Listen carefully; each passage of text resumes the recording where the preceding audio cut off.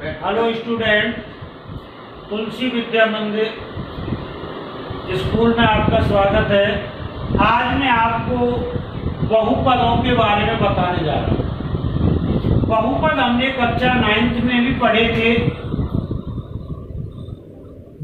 सबसे पहले हम बहुपद के अर्थ के बारे में देखते हैं। जैसे बहुपद, जैसा नाम है वैसा ही काम है।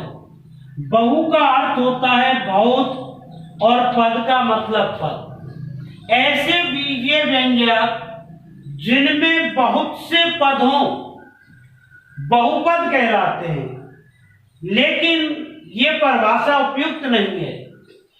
ऐसे बीजीय व्यंजक जिनमें चर की अधिकतम घात धनात्मक पूर्णांक में हो बहुपद कहलाते हैं, जो कि हमने कक्षा 9th में पढ़े थे। बहुपद अनेक प्रकार के होते हैं। एक पदीय, पदों के आधार पर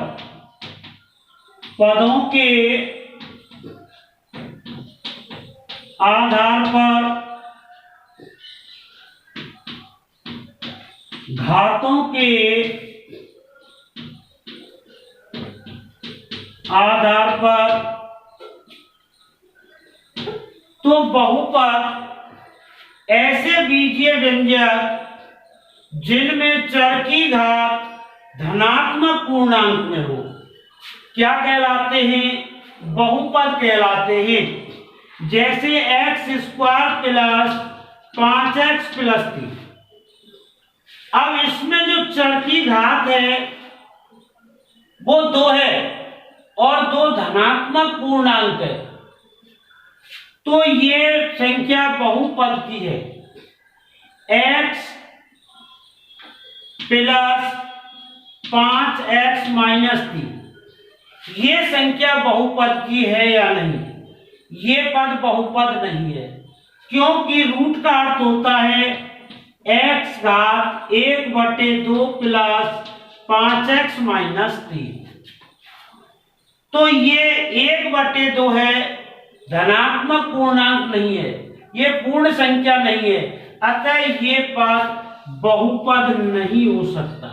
तो हमने कक्षा 9th में बहुपदों की पहचान बहुत अच्छी तरह से सीख ली थी, क्योंकि बहुपद वही होते हैं जिनमें चर की घात धनात्मक पूर्णांक में होती है, बहुपद कहलाते हैं।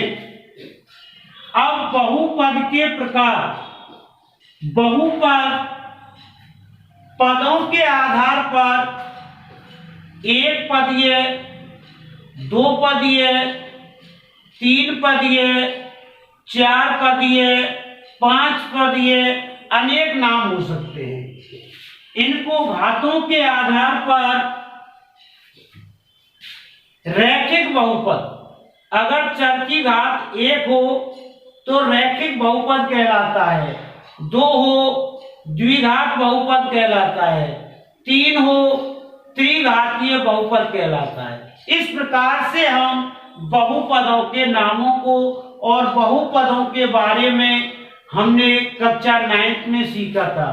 अब कक्षा 10 में हम द्विघात बहुपद के बारे में पढ़ेंगे। द्विघात बहुपद। तो देखिए, द्विघात बहुपद क्या होता है? ऐसे बीजीय व्यंजक जिसमें चर की अधिकतम घात 2 हो, चर की अधिकतम घात 2 हो, द्विघातीय बहुपद कहलाता है। जैसे ax² plus bx plus c, लेकिन a नॉट इक्वल 0, लेकिन a का मान कभी 0 नहीं होना चाहिए। तो द्विघात बहुपद का व्यापक रूप होता है ax² plus bx plus c। ये बहुपद द्विघातीय बहुपद है। द्विघातीय बहुपद दो प्रकार के होते हैं, शुद्ध और मिश्र। जैसे 5x स्क्वायर प्लस 3, ये भी द्विघातीय बहुपद है क्योंकि इसमें चर की अधिकतम घात 2 है। और दूसरा होता है 3x square plus 5x plus 2, ये भी द्विघातीय बहुपद है।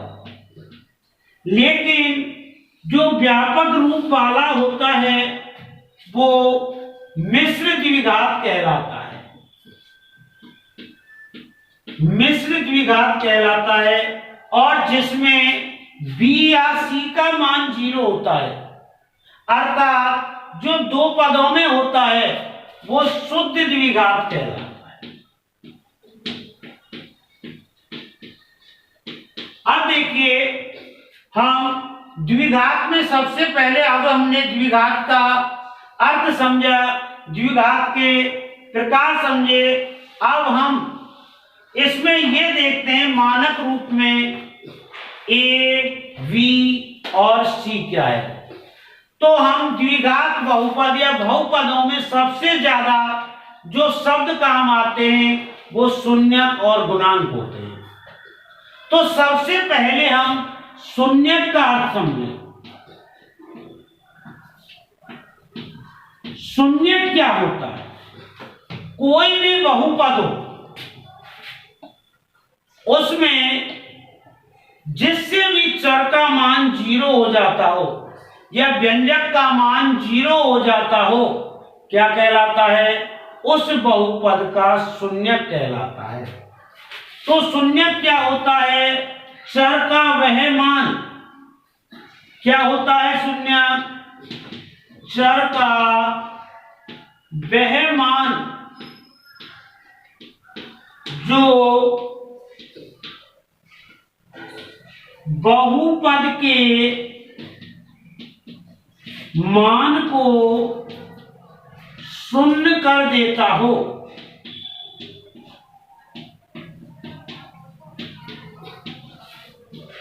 शून्य कहलाता है।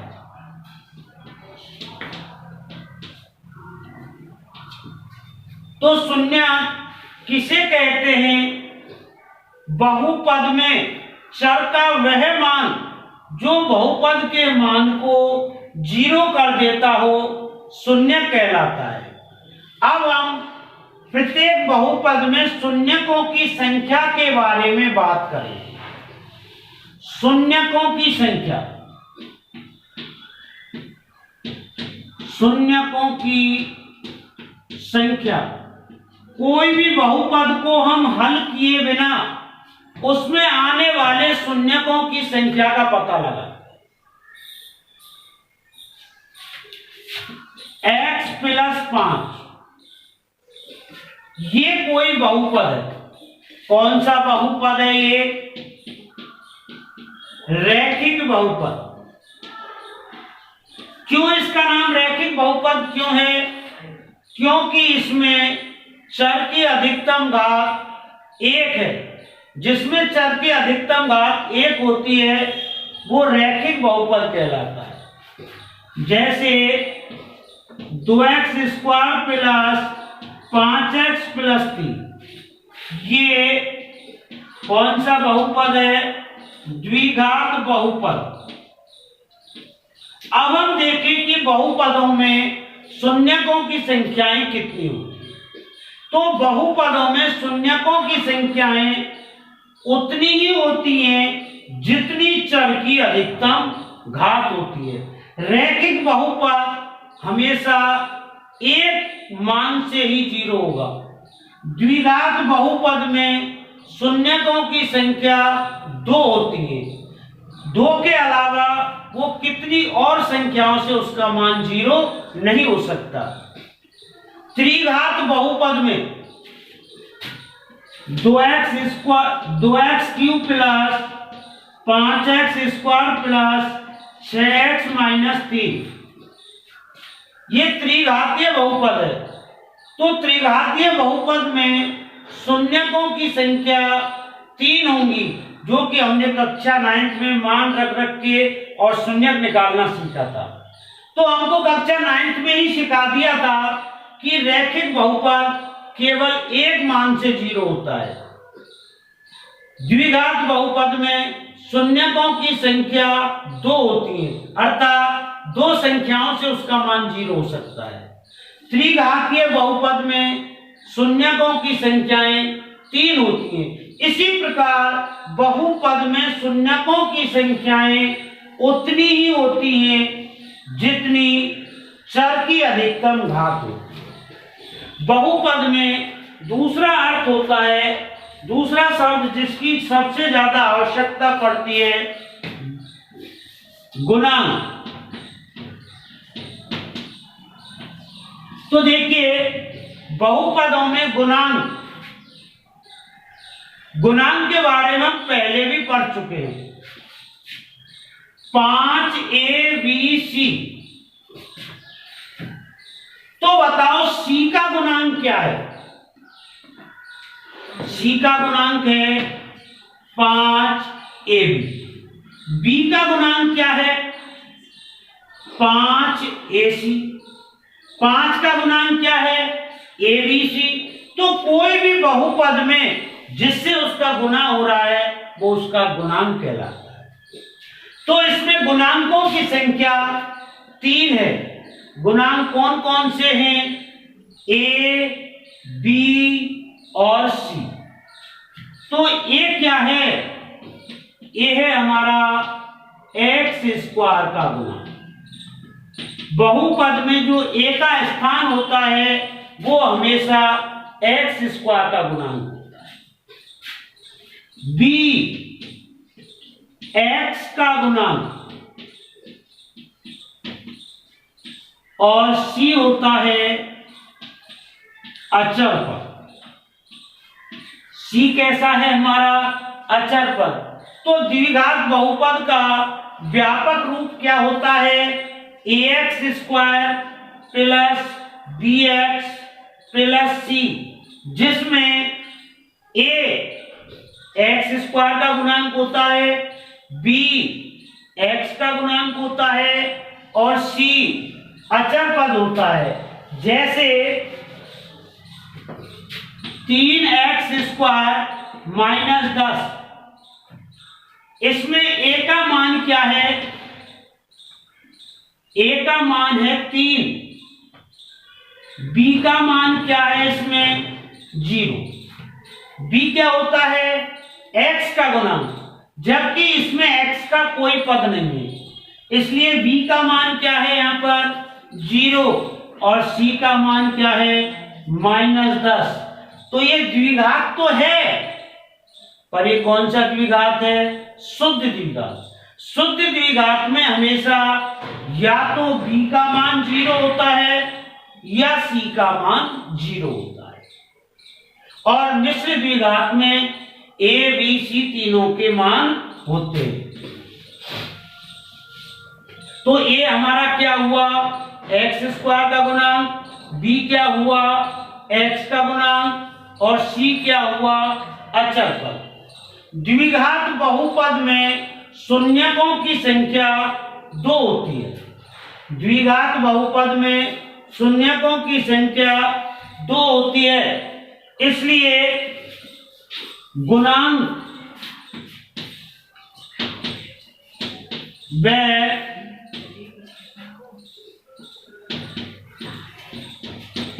शून्याङ्क व गुणांकों के मध्य संबंध द्विघात बहुपदों में शून्याङ्क और गुणांकों के मध्य घनिष्ठ संबंध होता है। क्या होता है? शून्यकों का योग बराबर -b/a। ऐसे भी कह सकते हैं अल्फा प्लस बीटा बराबर -b/a। द्विघात बहुपद में 2 शून्यक होते हैं, जिनका संकेत अल्फा और बीटा होता है। पहले शून्यक को अल्फा और दूसरे शून्यक को बीटा कहते हैं। तो शून्यकों का योग हमेशा कितना होना चाहिए? -b/a के बराबर है। तो समझ लीजिए आपका आंसर सही है। और शून्यकों का गुना, शून्यकों का गुना बराबर होता है c/a, अर्थात अल्फा इंटू बीटा बराबर c/a। गुणांक और शून्यकों के मध्य जो संबंध होता है वो है, पहला संबंध शून्यकों का योग बराबर -b/a और शून्यकों का गुना बराबर c/a। तो कक्षा 10वीं में हम केवल द्विघात बहुपद को ही विस्तार से समझेंगे। तो द्विघात बहुपद में अधिकतम घात 2 होती है, शून्यकों की संख्या भी 2 ही होती है, और उनके मध्य जो संबंध होता है वो भी 2 ही होते हैं। इसी प्रकार त्रिघातीय जो बहुपद होता है उसमें शून्यकों की संख्या 3 होती है, चर की अधिकतम घात 3 होती है, और उनके मध्य संबंध भी 3 ही होते हैं। तो हम सबसे पहले आप द्विघात बहुपद को हल करना सीखेंगे। तो द्विघात बहुपद को हल करने की कई विधियां हैं। जैसे मैं आपको एक द्विघात बहुपद x² प्लस 5x प्लस 6, ये द्विघात बहुपद है। ये एक द्विघात बहुपद है। तो इसके शून्यकों की संख्या निकालें। तो हम निकालते हैं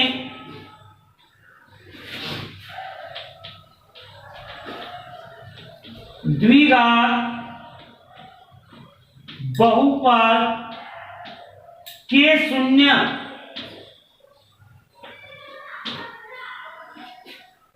px बराबर 0। हमने कक्षा 9 में पढ़ा था बहुपद के शून्य वही होते हैं जो बहुपद को 0 कर देते हैं। तो शून्य निकालने के लिए हमको बहुपद का मान किसके बराबर करना पड़ेगा? 0 के बराबर। तो क्या हो गया? x² प्लस 5x प्लस 6 बराबर 0। px का मान ये रहा बराबर 0। अब द्विघात बहुपद को हल करने की अनेक विधियां हैं। गुणनखंडों के भी द्वारा हल कर सकते हैं, पर सबसे सरल हमारी गुणनखंड विधि ही है। तो यहां पर मैं आपको गुणनखंड विधि से ही हल करा रहा हूं।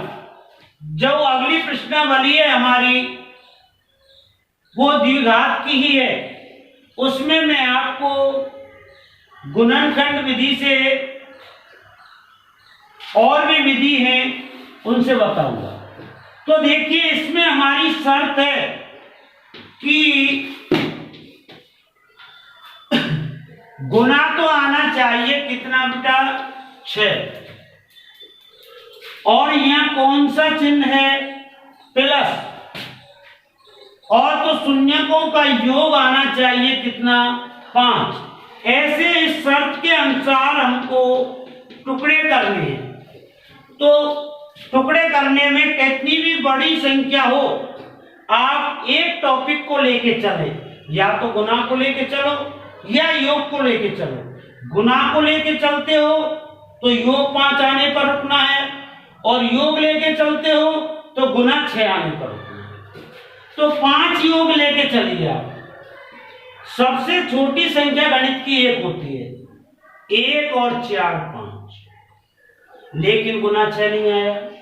आगे बढ़िए, 2 और 3 5, गुना 6 आ गया। तो हमको टुकड़े मिल गए कौन कौन से हुए हमारे टुकड़े? 2 और 3। लेकिन यहां पर कौन सा चिन्ह है? प्लस का। ये चिन्ह जब प्लस का होता है तो दोनों टुकड़े समान चिन्ह के आते हैं। आगे माइनस हो तो दोनों माइनस के आएंगे और प्लस हो तो दोनों प्लस के आएंगे। तो हमारा हो गया x² plus 2x plus 3x plus 6 बराबर 0। मध्य की संख्या के ऐसे टुकड़े करते हैं कि गुना आगे और पीछे के बराबर आए और जोड़ने पर मध्य पद के बराबर आए। अब दोनों में कॉमन हो गया x प्लस 2, इन दोनों में कॉमन हो गया 3, x प्लस 3 बराबर 0। अब हमारे पास 4 पद थे, हमारे पास 4 पद थे। अब 4 पदों के हमारे पद हो गए कितने? 2। इन दोनों पदों में फिर कॉमन है, क्या है कॉमन? x plus 2। क्या बचा? पहले पद में से x, दूसरे में से 3 बराबर 0। अब हमने देखा यहां पर 2 गुणांकों का मान 0 है। इस पद का गुना इससे हो रहा है और गुणनफल क्या आ रहा है? 0। कभी भी 2 संख्याओं का गुणनफल 0 तभी आता है जब या तो ये संख्या 0 है या फिर ये संख्या 0 है। तो जब 2 गुणांकों का मान 0 हो तो हमको हमेशा सवाल ऐसे करना है, या तो x प्लस 2 बराबर 0, x बराबर -2, या फिर x प्लस 3 बराबर 0 है तो x बराबर -3। अतः शून्य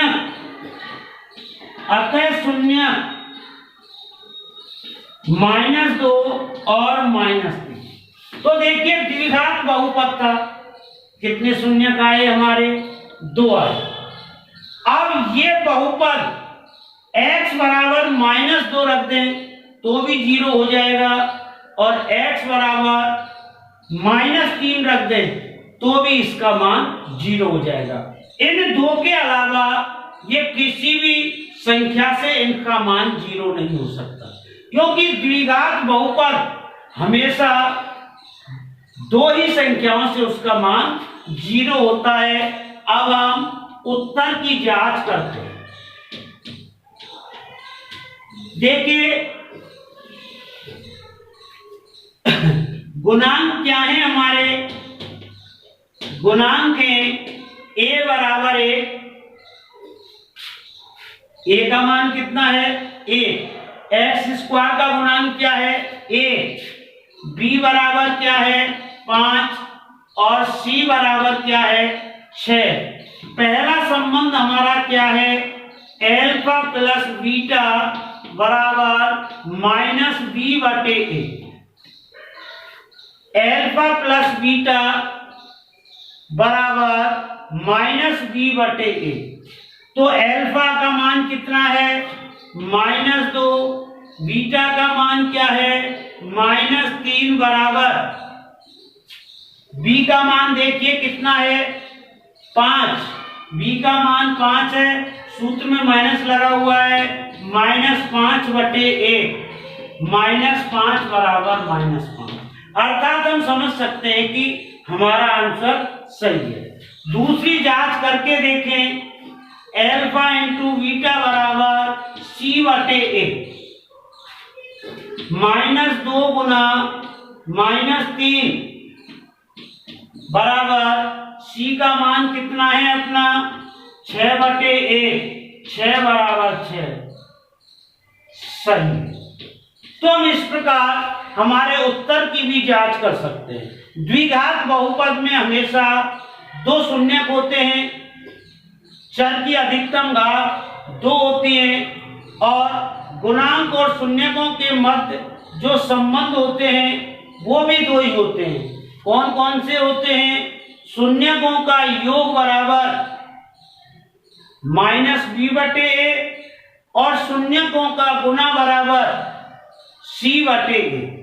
इस प्रकार हम प्रश्नावली के सवालों को हम आगे कर सकते हैं। हमारी प्रश्नावली 3.1 में देखें।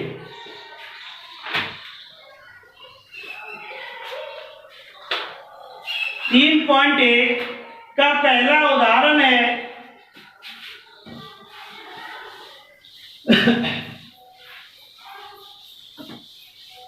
3.1 का पहला उदाहरण है उदाहरण नंबर 1, द्विघात बहुपद x² -2x - 8 के शून्य ज्ञात कीजिए तथा गुणांक व शून्यकों के मध्य संबंध की सत्यता की जांच कीजिए। इस प्रश्न में हमसे दो प्रश्न पूछे गए हैं। एक तो इसके शून्य ज्ञात कीजिए, दूसरा इन गुणांक और शून्यकों के मध्य जो संबंध है उसकी जांच कीजिए। तो सबसे पहले हम निकालें बहुपद के शून्य। बहुपद के क्या निकालें बेटा? शून्य। और बहुपद के शून्य क्या होते हैं? आपको कक्षा 9 में बहुत अच्छी तरह बता दिया होगा, px बराबर 0। बहुपद का मान 0 के बराबर रख दो, शून्य अपने आप निकल जाते हैं। तो क्या हो गया? x² - 2x - 8 बराबर 0। अब इसके हम टुकड़े करते हैं, गुणनखंड विधि से हल करते हैं। तो हमारे टुकड़े की शर्त है गुणा करने पर 8 आए। चिन्हों के बारे में बाद में देख लेंगे, पहले वैसे ही देखो। गुणा करने पर 8 कौन सा चिन्ह है? माइनस का। टुकड़ों में अंतर कितने का रहना चाहिए? 2 का। अगर यहां पर चिन्ह प्लस का हो तो हम कैसे पढ़ते हैं इसको? गुणा करने पर 8 और जोड़ने पर 2। टुकड़े ये चिन्ह करवाता है। ये चिन्ह माइनस का हो तो अंतर देखना है और ये चिन्ह प्लस का हो तो जोड़ देखना है। तो देखिए अंतर 2 रख। अब आप एक स्टेप कोई सा ले लीजिए, गुना 8 का ले लो चाहे अंतर 2 का ले लीजिए। तो मैं सबसे पहले अंतर 2 का स्टेप लेता हूं, 1 और 3। सबसे गणित की छोटी संख्या 1, अंतर 2 का रखना है, इसलिए अगली संख्या क्या होगी? 3 पर गुना 8 नहीं आया। आगे देखो 2 और 4, वही 2 का अंतर लेके चल रहे हैं और अपना गुना भी क्या आ गया? 8 आ गया। तो कितने भी बड़े टुकड़े हो बिल्कुल आसान तरीके से हुआ हो जाते हैं। अब चिन्ह के बारे में देखें। ये चिन्ह प्लस का हो तो दोनों टुकड़े समान चिन्ह के आते हैं और ये चिन्ह माइनस का हो तो दोनों टुकड़े अलग अलग चिन्ह के आते हैं।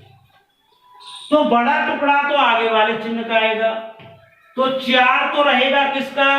माइनस का, और 2 किसका रहेगा? प्लस का। तो क्या हो गया? x² - 4x प्लस 2x - 8 बराबर 0। दोनों में कॉमन क्या आ गया? x - 4 प्लस 2 कॉमन आ गया, x - 4 बराबर 0। दोनों में फिर कॉमन क्या गया? x - 4 और x प्लस 2 बराबर 0। हमने देखा दो गुणांकों का मान 0 है। दो गुणांकों का मान क्या है? 0। इसलिए या तो x - 4 बराबर 0, x बराबर 4, या फिर x प्लस 2 बराबर 0, बराबर माइनस, अतः शून्य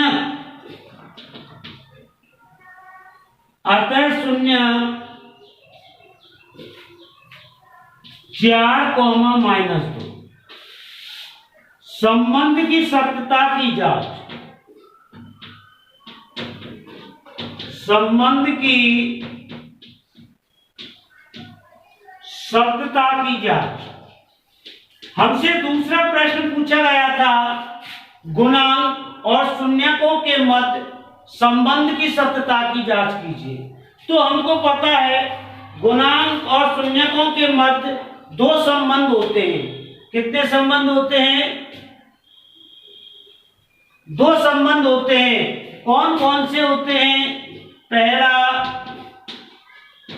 शून्यकों का योग बराबर -b/a। शून्यकों को जोड़िए, 4 + -2 बराबर -b का मान कितना है अपना? -2, और a का मान कितना है? 1। 2 बराबर 2। दूसरा संबंध क्या है? शून्यकों का गुना बराबर होता है c/a। शून्यकों का गुना कितना होता है? c/a। गुना कीजिए, 4 गुना -2 बराबर c का मान -8/1। -8 बराबर -8, अर्थात संबंध सही है।